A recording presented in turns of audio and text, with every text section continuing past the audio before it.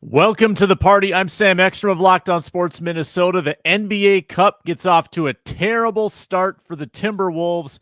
That and plenty more Wolves talk on the Minnesota Basketball Party. This is Locked On Sports Minnesota podcast. It's endless Minnesota Timberwolves talk with the diverse voices of your local experts. It's time for the Minnesota Basketball Party on the Locked On Podcast Network. Your team every day. What's up? Welcome in. It's Wolves Talk every Wednesday on the Minnesota Basketball Party, part of Locked On Sports Minnesota. Thank you for watching, listening on the Locked On Wolves podcast feed, and subscribing. We also love the commenters in here who are chatting during the show.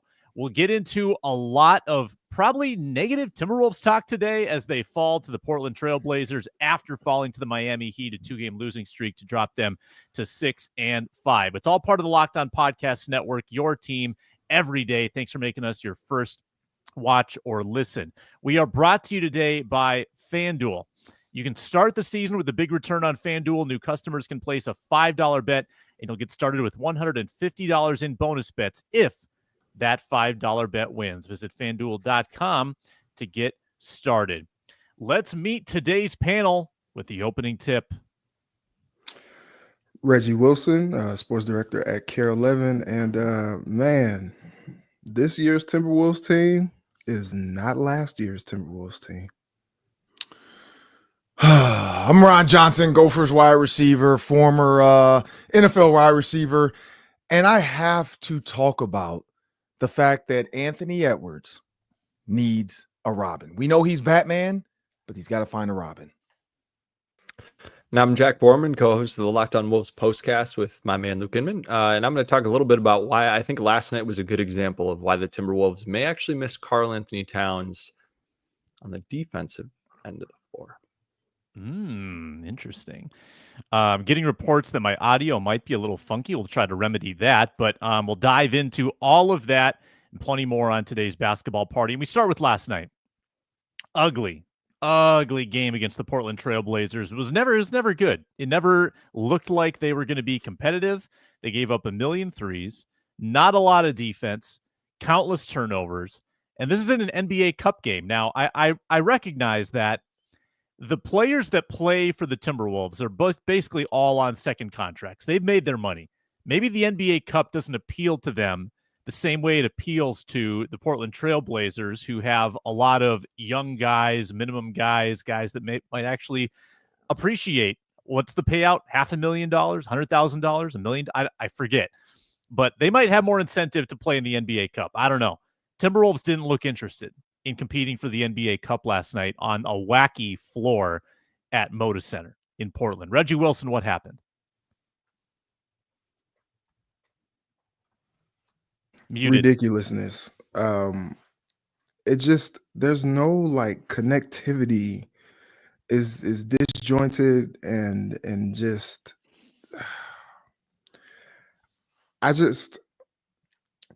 it's clunky. It's very clunky. And for times there's some hero ball going on, and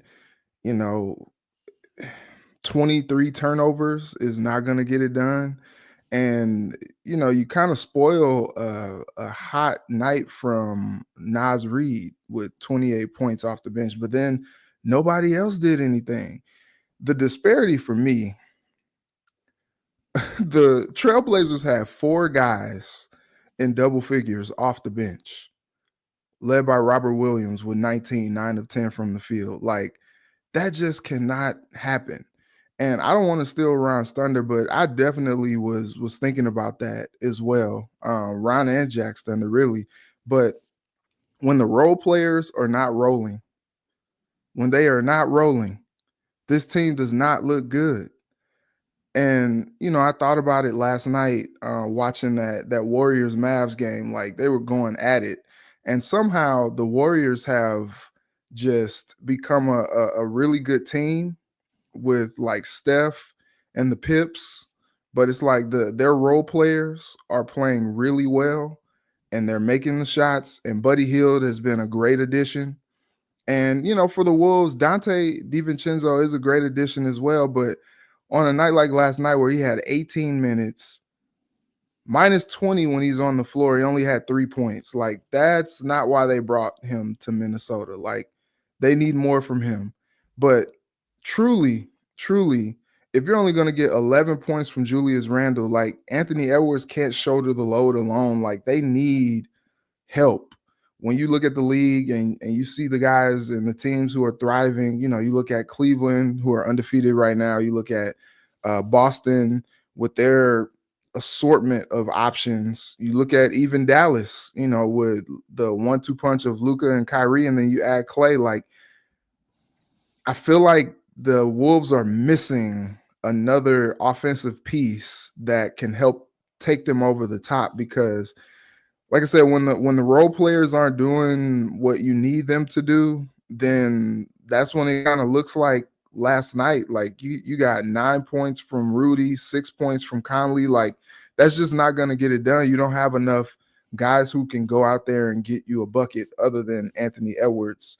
And last night, Naz Reid, and it still wasn't enough. They're just trailing the whole time, playing uphill. And so I don't know what's going on with this team, but it occurred to me watching last night. I was just like, this team is not last year's team. And, all the hope that you have of them possibly contending, I know it's early, but all the hope that you have of them possibly contending and challenging for a championship this year, I don't know what type of hope you have at 6-5 right now. Yes, they can turn it around. Yes, they can get hot, but you're kind of waiting to see some signs for them to do it. And, you see last game, and then you see how the game before that ended against the Heat with no Jimmy Butler. And you're just like, okay, something's going on with this team. Not really sure why they can't connect the way that they should, but it's not connecting. The ball movement is not there, and it just looks ugly out there. And, now you got these 5 losses. Yeah, maybe you would feel better if you had just closed out the Heat game and been 7-3 coming in. You could chalk this up to a one-off, but a couple games without very good effort. And Ron, I think we all predicted 3-1 or 4-0 in our Predict the Week. Wolves ended at 2-2. Did not expect to drop the Portland game. No, yeah. When I looked at the Heat, I looked at the other one. I was like, you know what? They're going to lose one of those. I didn't think the Trailblazers would be the one. And nothing against the Trailblazers and what they showed. And so here's 2 things. I kind of agree with Jack on the defensive end of missing. And if it's I don't know if it's Karl-Anthony Towns or it is what Reggie said, connectivity. Like, there's no, like, if you watch the USA team run defensive drills, there was a ton of conversation around, like, okay, if I drop, you're up. If you're up, I'm dropping. If you're over, we're going to all shift. Like, it just didn't feel like there was a lot of that going on where they were all on the same page. You look at 7 players for the Trailblazers that hit double figures. You look at the Timberwolves, and there was no, like, ball movement. Now, look, I hate every court for this. I don't know why you have to have different courts for this cup thing.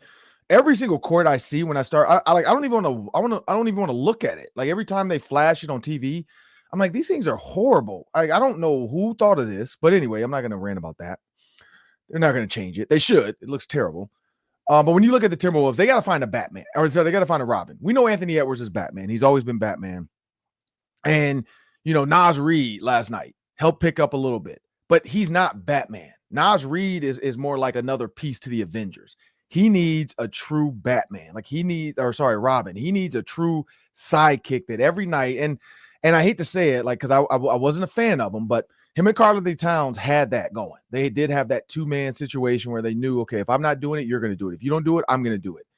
There doesn't seem to be that player right now. It doesn't, like, Julius Randle, I don't think is ever going to be Robin. I don't think he will be. I don't think that's ever been his role. He's been a role player that just gives you production.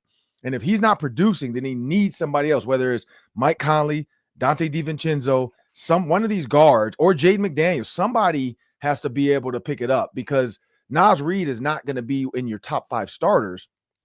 So if not, somebody from that starting core, somebody that's coming in quick, whether it's Conley, DiVincenzo, or Jaden McDaniels, somebody's got to be able to pick up that Robin role. Somebody's got to become the Klay Thompson to a Steph Curry. Like, somebody has to do it. And I don't know who, I don't know when, I don't know how, I don't know if Finch is going to figure this out and do it, or the players are going to figure it out, but there has to be another guy, because you can't lose to a team like the Trailblazers when you clearly are the better team.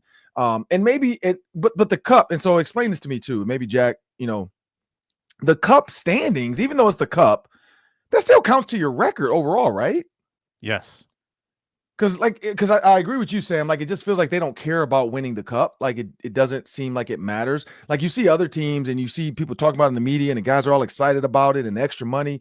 You're right. It doesn't feel like these guys really care about winning it, more so that it's just another game. We just got to go out here and play another game, where some teams might be horrible, but for some reason they're finding a way to get up and play well in these cup games. So, and maybe the Trailblazers are proof of this. Like, they know they have no shot of winning anything but the cup, and so they went out and put their best foot forward.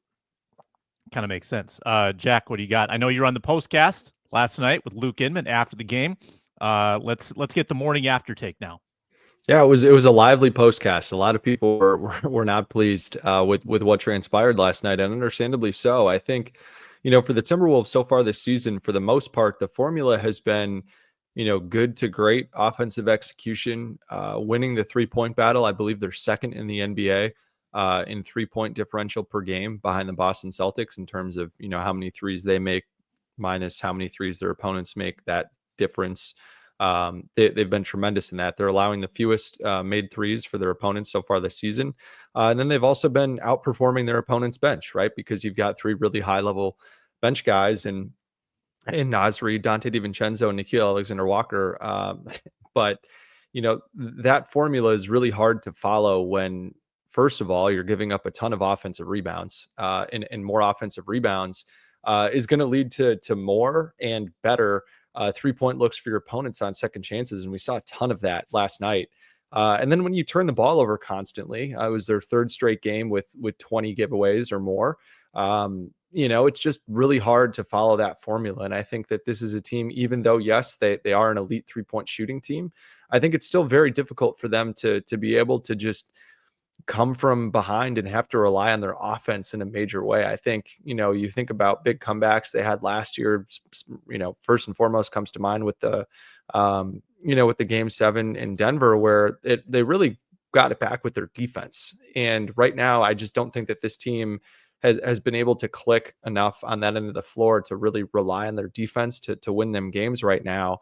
And I think that their 3-point shooting is kind of masking some of their larger overall issues, because the Wolves on Friday, and Friday was a good example of that, right? They matched Portland's offensive rebounds and points off turnovers on Friday. But if you don't make a concerted effort to rebound the ball better and stop turning the ball over, you're going to get what you get last night, where it's just you give a ton of open threes and you turn the ball over, and NBA players are going to make you pay for that.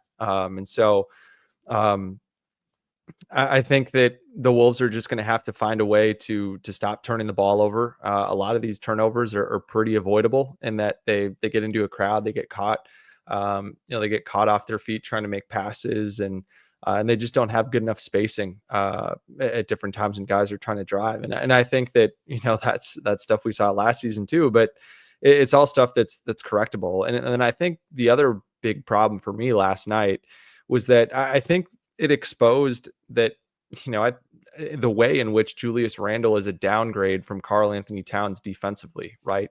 Rudy Gobert has had to play in a much deeper drop so far this season because Randle isn't as good of a backside rim protector or a rebounder as Karl Anthony Towns. And so Karl Anthony Towns being there on the backside and knowing how to rotate behind Rudy Gobert and be there to rebound and protect the rim allowed Gobert to play up more in coverage, which bought the guard or the wing a little bit more time to try to get over that screen and pick and roll, and allowed the Timberwolves' length to be more of a factor defensively. And I think it was why they were so difficult to score against in the half court. But now if Rudy Gobert is having to play in a deeper drop and guards and wings aren't getting over screens at the same level they were last year, it just invites a lot more guards to get into the paint and play 2-on-1 against Rudy.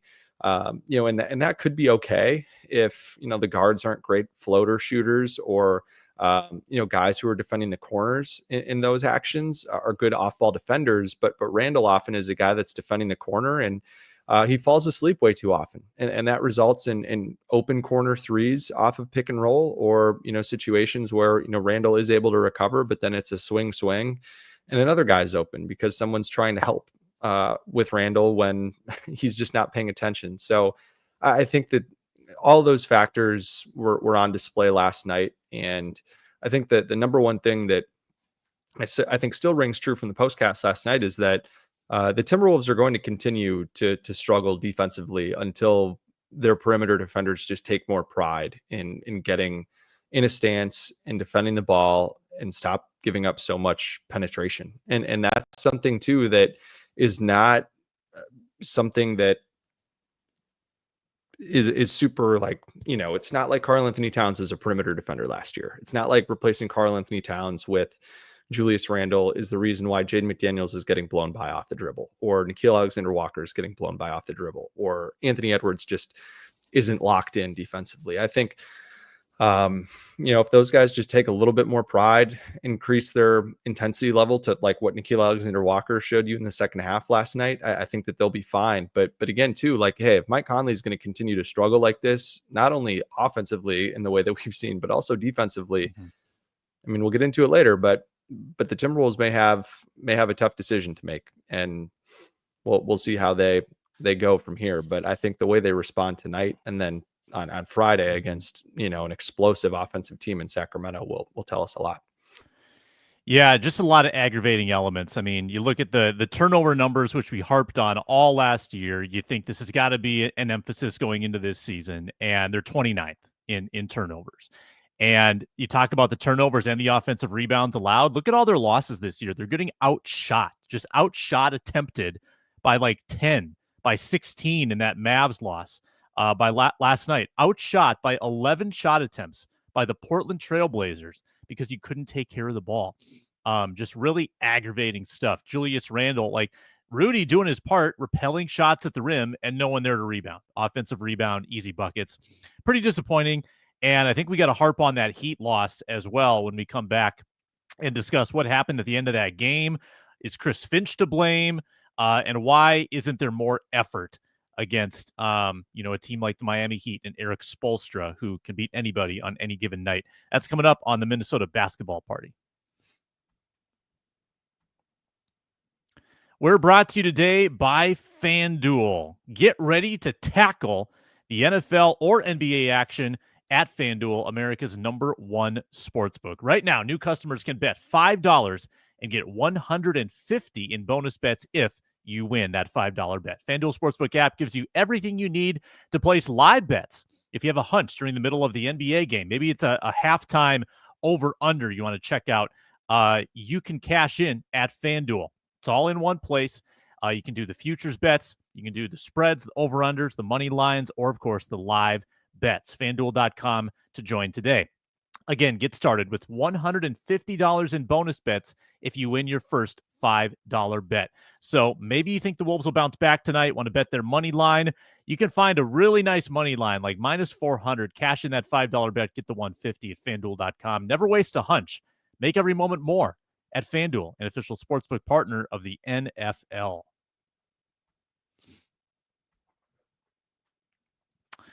All right. The Wolves slump extends back to Sunday. And they played some good games leading up to this. They beat the Bulls by double digits. They crushed the Blazers. They crushed the Hornets recently. They had taken on some inferior teams and done what you're supposed to do against inferior teams. And that's why this is disappointing, because this was the chance for you to get some cushion. This was the chance for you to get your record to 8-3 with relative ease. A Jimmy Butler-less Miami Heat team comes in on Sunday, and then Portland on Tuesday in the NBA Cup. These two games were not marked as toss-ups. These are supposed to be Timberwolves wins. Well, Sunday, it's not like the Heat played great. It's not like the Heat made 23s like Portland did last night. No, the Heat did not play that well. And yet the Timberwolves played with their food, and they lose basically at the buzzer on a wacky and one inbounds play when they were up too late. A lot of people criticizing the Chris Finch defensive approach there, criticizing the Chris Finch rotations, but also just show up. Just show up and beat the Miami Heat.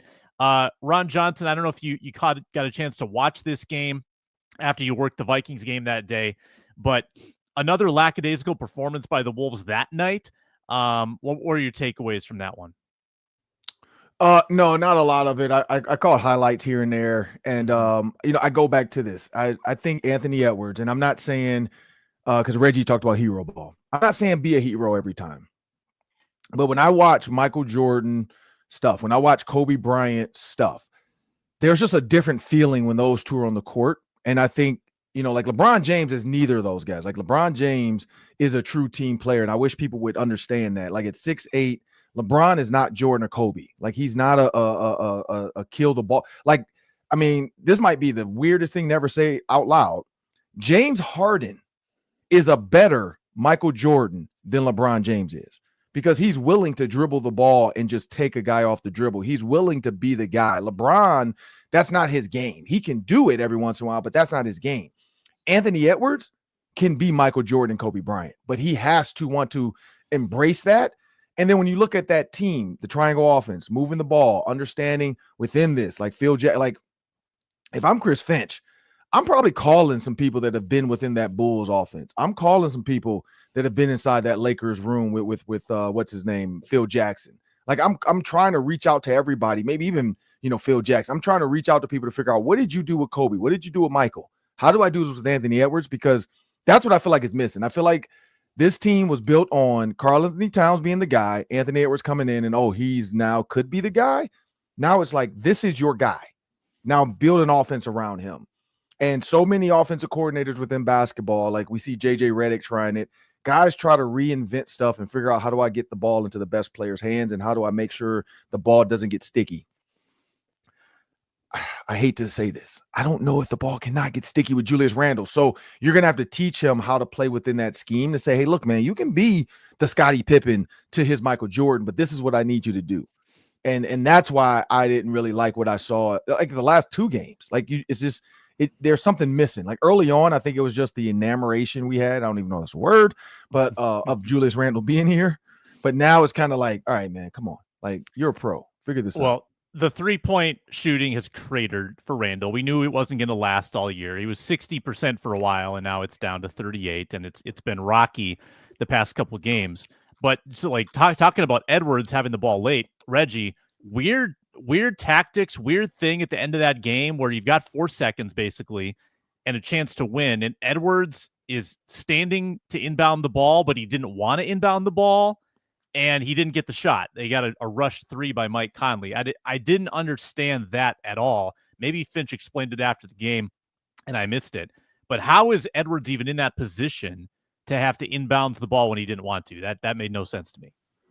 Yeah, it kind of reminded me of the Bengals on Thursday night. They they decided to go for 2 to try to win the game. And Joe Burrow doesn't even look at Jamar Chase, who had 3 touchdowns that night. It's just like, your best player on the field, maybe look at him, maybe just force it to him. Although, that hasn't necessarily worked for Sam Darnold and Justin Jefferson the last couple games. But anyway, this is a basketball show. I just, something's just not clicking. And, maybe too, like Finchie's maybe a little rusty as well, just trying to figure this thing out. Like, you think about it. The last 3 seasons, including this season, Finchie has had to try to figure things out. It was the experiment with the Twin Towers, with Rudy not necessarily being 100%, Cat getting hurt. Then last year, he had a full off season to try to develop a system and make it work, and it looked good. And then this season, you got just a couple days, like a few days to try to make, this thing work after you have basically just like tore up the team, trading away Cat.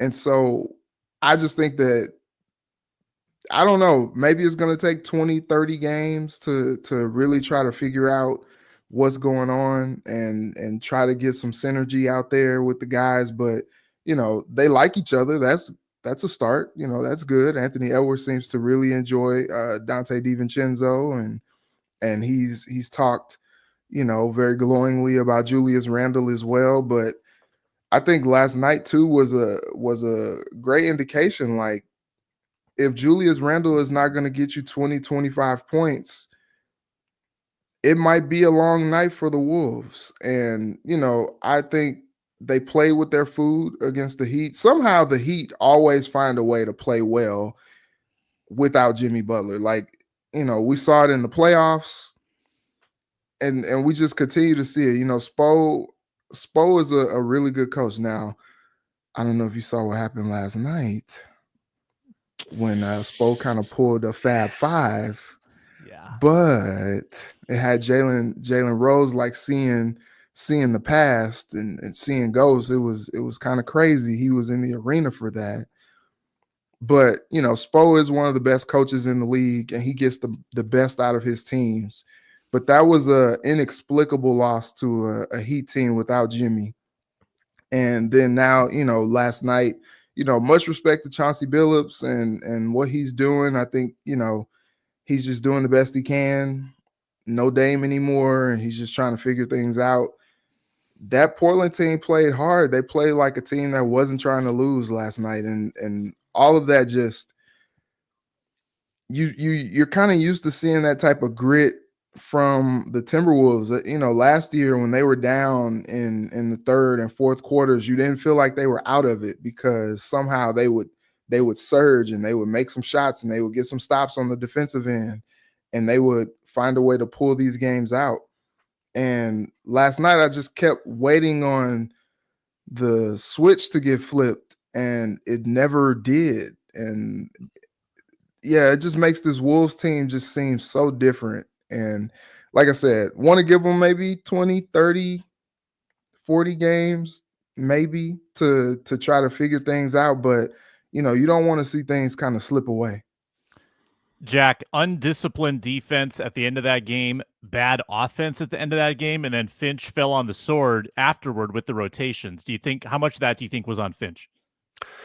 Yeah, I think, some of it was certainly on Finch, but I would put more of it on Anthony Edwards. I think when you started to see this game go south for the Wolves, there was like 3 minutes left. The Wolves were up 8, and Ant just messed around for the whole shot clock with the ball in his hands and then took a terrible contested mid-range jumper that led to fast break points going the other way. And I mean, Miami won that game 26-4 on the break. There were a lot, and 26 of their 95 points came on the fast break. So when they got into the half court, good things were not happening for Miami. And I think a lot of that was just an effort and attention to detail for the Wolves. And it starts with your best player. And 22 shots on 22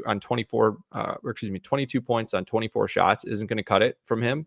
And you can look at a lot of other places and up and down the Timberwolves, box score in this game. But it all comes back to Ant for me. Like, that's a game where you're up 8 and you as a best player got to take some pride and make sure that the other team can't get back in the game and can't make that a game on your home floor. And that's exactly what happened. And I thought that was one of the worst clutch time performances that I've ever seen from Anthony Edwards in his entire career. And it was a little disappointing that then coming out last night, he didn't play with any force at all. He had 2 points in the first 18 minutes of this game last night. And he turned it on. He ended up having 26 points last night, 24 points last night.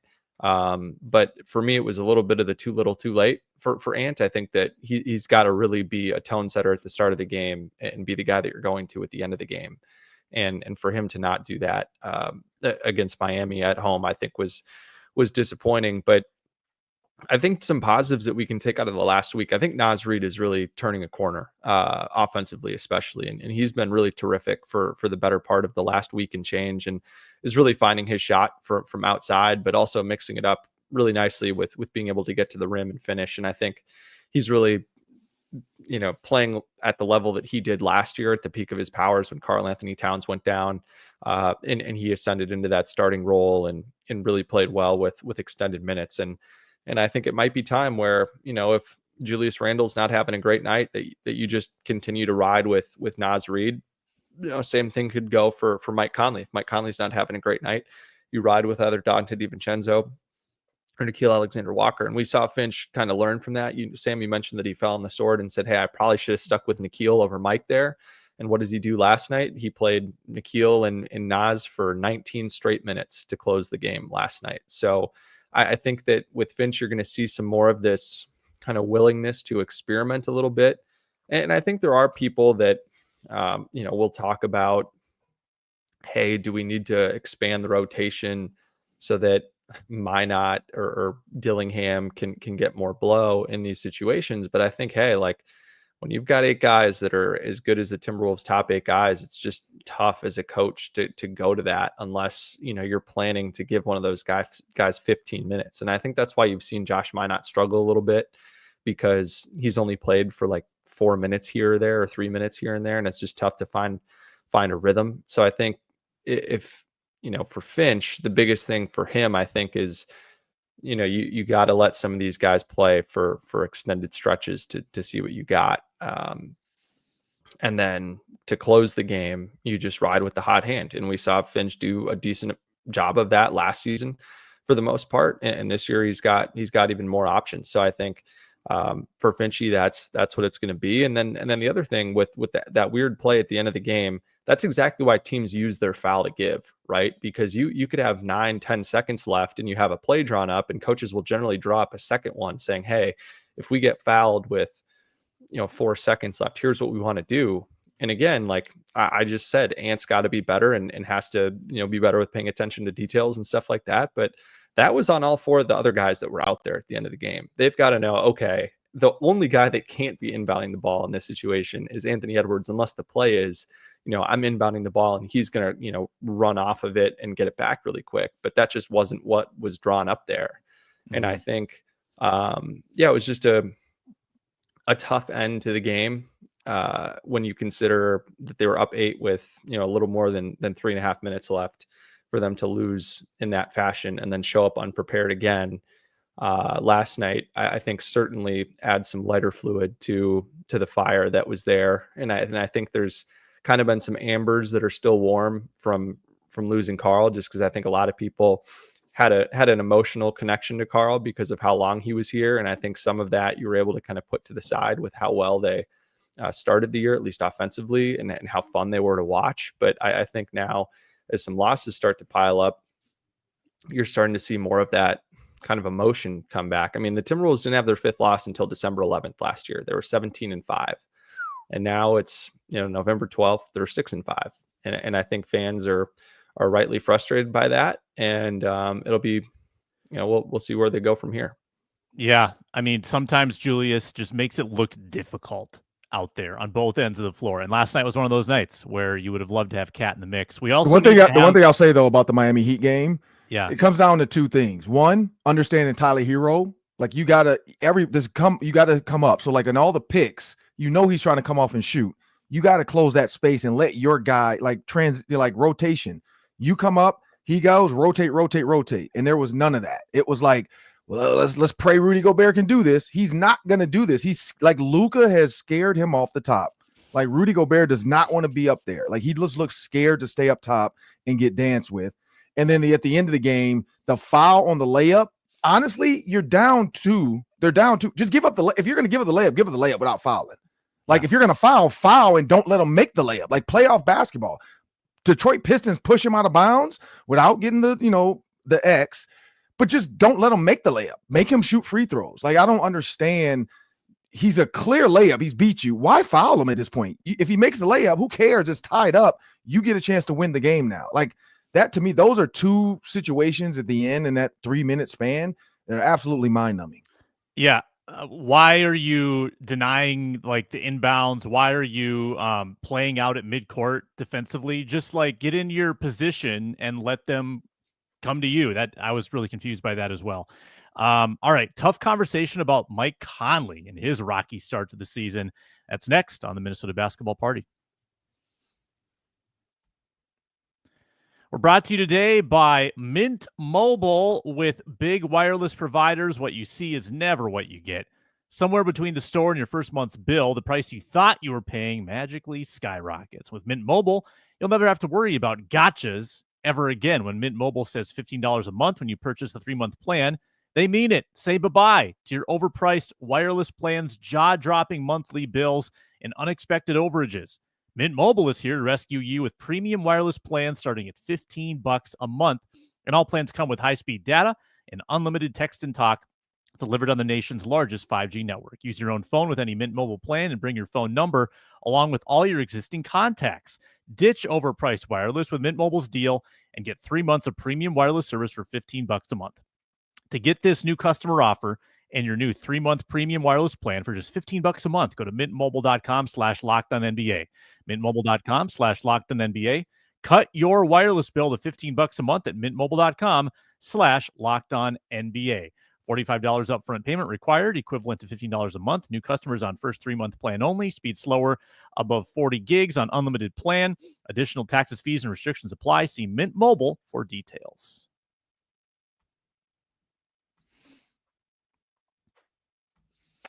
All right, not the cheeriest episode of the Minnesota Basketball Party today as the Wolves are struggling, but you can catch us every Wednesday doing this. We're live on the Minnesota Football Party Mondays and Thursdays as well, and the Roundtable on Fridays with Reggie Wilson, Ron Johnson, Julia Daniels, and myself talking all Minnesota sports. So Mike Conley, tough start to the season, and tough after you just gave him a 2-year extension also. He is shooting 30.9% from three, basically the same from the field.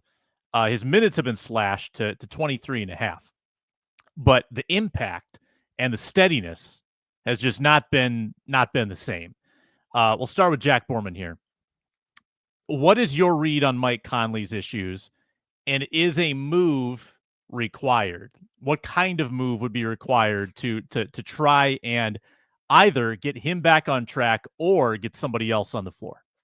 Yeah, before I get into anything, I just want to say that I think Mike Conley deserves a little bit more slack than what people are giving him. I think Mike Conley wildly outperformed anyone's expectations last season. I think for him to play as many games as he did and be as steady and shoot the three as well as he did last season was a godsend for this team. And he has a wrist issue on his shooting wrist, which certainly is impacting things right now. And he opted not to get surgery on it this past offseason and is trying to play through it. So I think, he deserves a little bit of grace. And he's shown us that he's certainly capable of doing it. And I think fans probably just took that for granted a little bit last year instead of, I guess, giving him more flowers and appreciating that. So that's number one.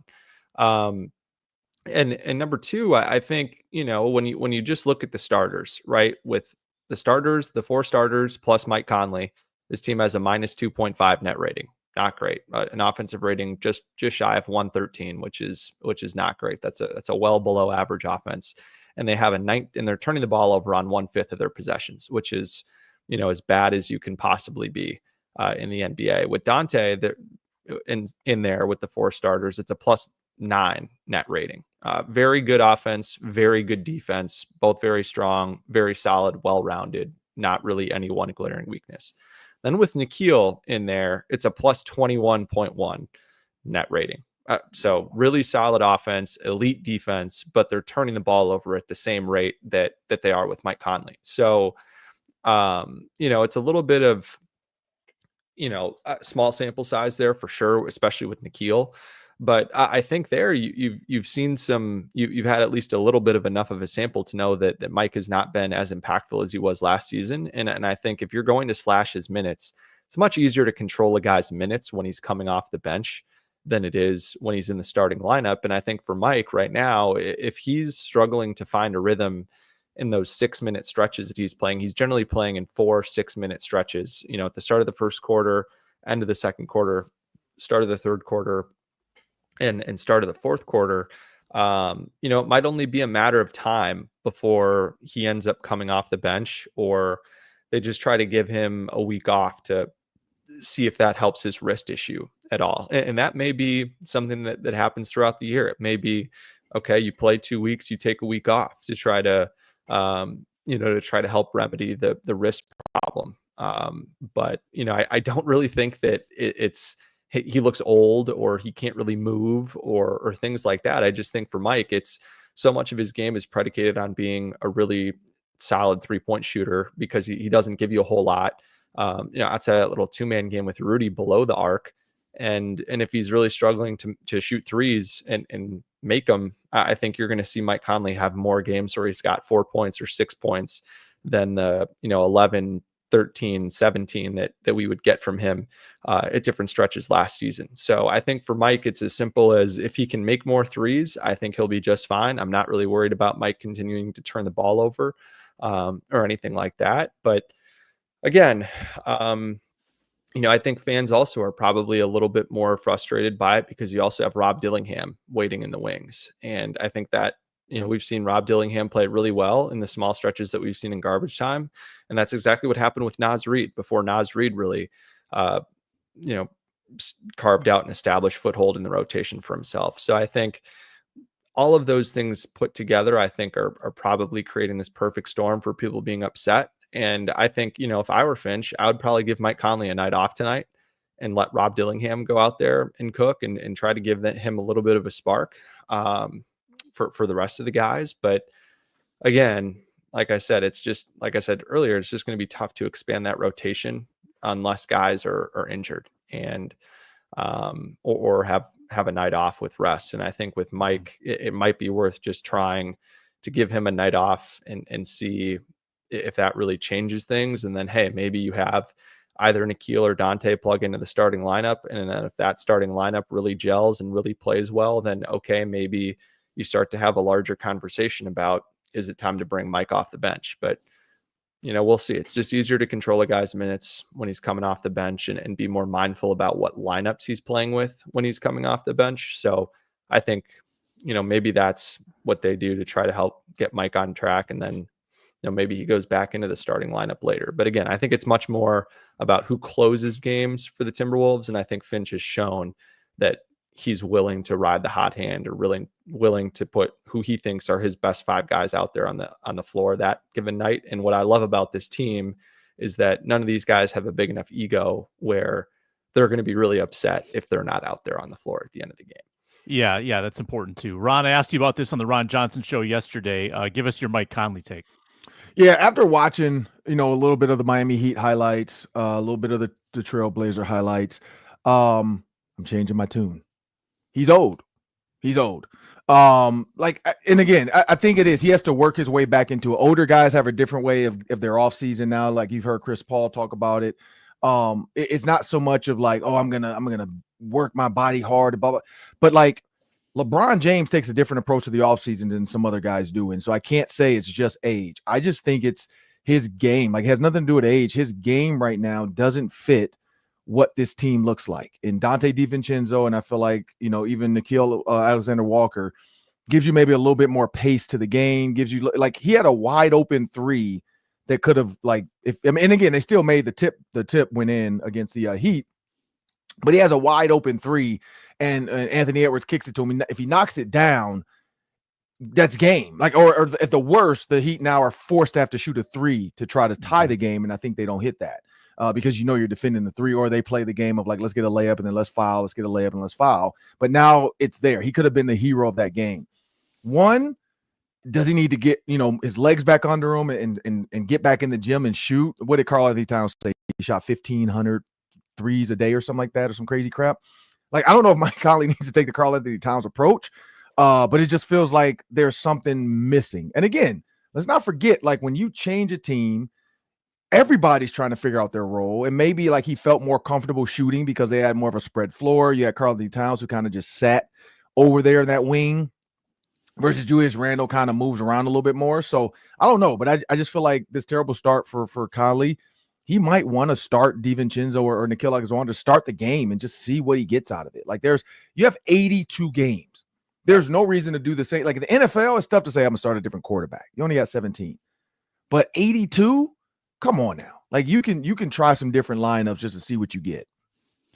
Yeah. I would say Finch is like he's tinkered, but he's tinkering within these very tight parameters of having the same starting 5 and the same 8 guys play. He hasn't really blossomed with creativity to try to figure out the right formulas. Final thoughts on Conley here, Reg, and then we'll predict the week.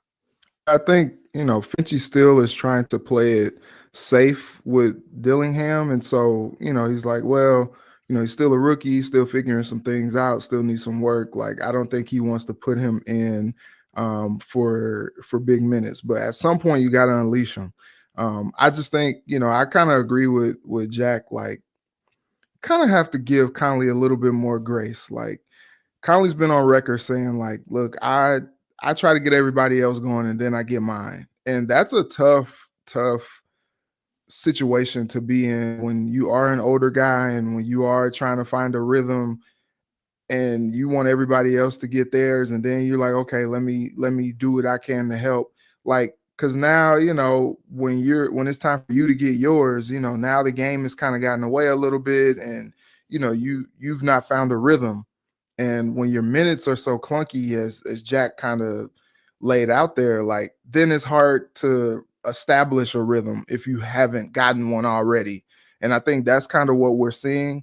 I think maybe Conley is going to have to be a little bit more aggressive at the start of some of these games. If he's going to get those, 6 minutes to start, like, yeah, go get it. Go get it. Don't maybe try not to get the assist, but maybe attack the basket. Maybe, try to find a corner to shoot a three. Things like that, just to kind of get going a little bit.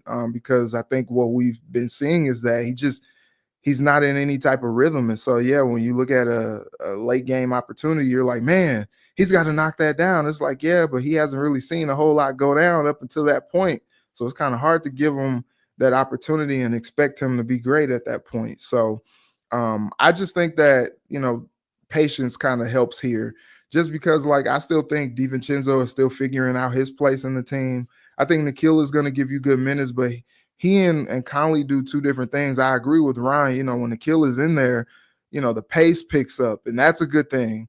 But, as far as, like, pure point guard abilities, Conley is still that best option out there, and I don't think Dillingham is necessarily ready. But I do think that Finchie should start to maybe get some platoon minutes in there for Dillingham at some point, just to kind of get his feet set, get him into a rhythm so that, maybe he can spell Conley a little bit more. But I think just the whole thing with the Wolves right now is just going to be patience. And I know fans don't want to hear that because they went to the Western Conference Finals last year, but you blew the team up. And now you're trying to figure some things out and tinker. And I think that's just causing everybody to kind of be a little bit all over the place as they try to figure out a rhythm and figure out some again, connectivity. Predict the Week segment. We do this every Wednesday. We got 3 games this week for the Wolves. Blazers tonight, rematch. Kings in NBA Cup play Friday on the road. And then the Suns back home, perhaps without KD, on Sunday. And then 3 days off. So we got 3 games. Blazers, Kings, Suns. Ron, predict the week. Blazers, Kings, Suns. So they're gonna lose them all. No, so Blazers, Kings, Suns. Ooh, Blazers, Kings, Suns. I'm struggling with this one. I'm gonna go 1-2. Like, I just feel like the Blazers are the win. The Blazers might be the loss though, and then they might beat one of the other two. I just don't like the trend they're on right now. It doesn't feel good. Rudy Gobert's got to man up and say, look, I'm gonna guard some guys at the top of the key. If I get cooked on the drive, let them drive. You got help. Like, stop giving up open shots because you're backing up and you're like, oh, I don't want Luka to dance with me. I don't want Charles Barkley to talk about me anymore. Like, be the defensive player of the year. Like, go out and just do it. If you look dumb, you look dumb. And that's what I hate about social media is back in the day, we didn't know when guys got dunked on and got killed. So I'm going to go 1-2. Just out of curiosity, I wonder what his odds are to repeat as Defensive Player of the Year. I got to imagine they're pretty bad at this point. Just looking at it now. Yeah, he's not even on the board. He's not even close. It's Wemby. Yep. Wemby, and then Mobley, and then Davis, and then Bam, and then Dyson Daniels. Rudy's not even on the board. Reggie, predict the week. I'll go 2-1. Just because I think they get the Blazers back. They probably lose to the Kings, and their NBA Cup dreams are probably dashed.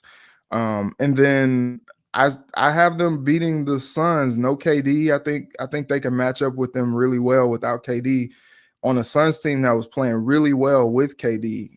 So yeah, I can see 2-1. By the way, Ron, same thing that makes you laugh makes you cry. Lively was criticizing Rudy in the offseason about, giving up that shot to Luka, and Steph put him on skates last night, called game, went night-night. Oh, Jack. Hey, but you got to just, I say take that space away. Make them drive. I'm right there with Reggie. I think 2-1. I think they lose to the Kings. I think what the Kings are very good at is what the Wolves are struggling with quite a bit right now. I think the Kings will get up a lot of threes. I think they'll crash the offensive glass pretty hard with Sabonis. Even though they're going to miss Malik Monk, I still think with DeRozan and Fox and Sabonis, that's enough to compromise this Wolves team. And then Phoenix, they won't have KD. They may not have Nurkic either. So I think the Wolves should really be able to get inside and get back to their winning ways against the Suns. I'm going to say they lose to the Blazers tonight, and then they actually win the next two. I think that they're going to get the Kings back for beating them in the NBA Cup last year. I feel like the Wolves play well against the Kings, and then the Suns game for the reasons Jack laid out. I think 2-1. So they go into next week 8-6, and maybe people feeling a little bit better. We'll see. Minnesota basketball party, Wolves talk every Wednesday. Reggie Wilson, Care 11, Jack Borman, the postcasts, Ron Johnson of the Ron Johnson Show, and I'm Sam Ekstrom. Thanks for watching, listening, commenting, and subscribing at Locked On Sports Minnesota. Talk to you next week.